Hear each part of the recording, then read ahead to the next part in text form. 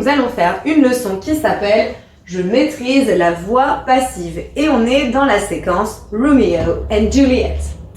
La voix passive s'utilise pour mettre en avant la personne ou la chose qui subit l'action dans une phrase.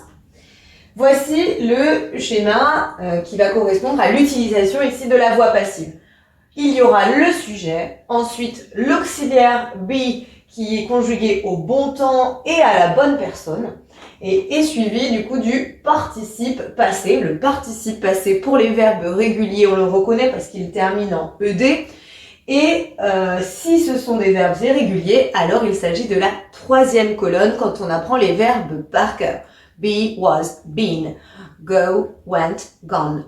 Donc ici, c'est la dernière, le participe passé. J'ai mis deux exemples au tableau.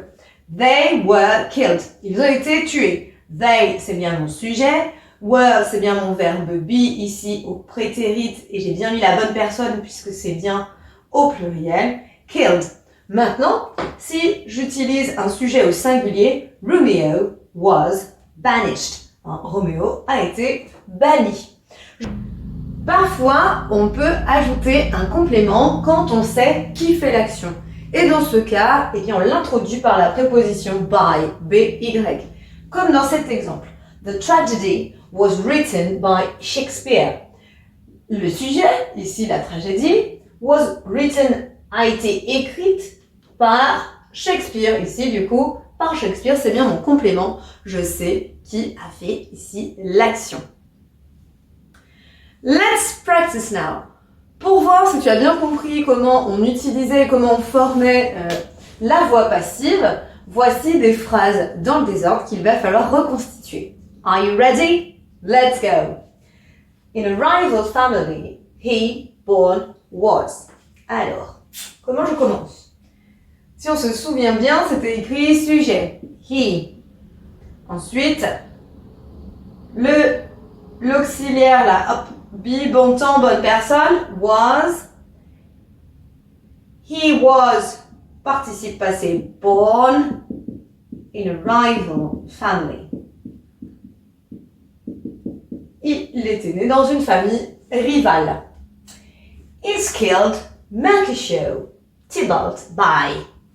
Ici, qui tue qui? Si tu connais l'histoire, tu sais que c'est Mercutio, hop,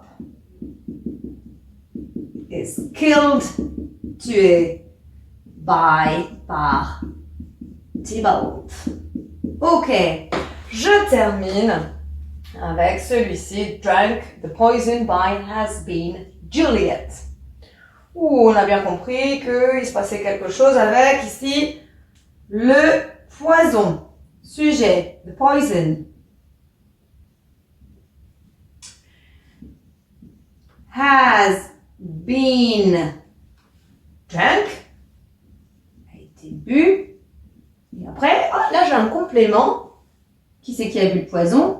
By Juliet. Si c'est encore un peu compliqué, pas de panique, il y a des exercices en ligne sur notre site. I hope it's easier for you now. See you later. Bye.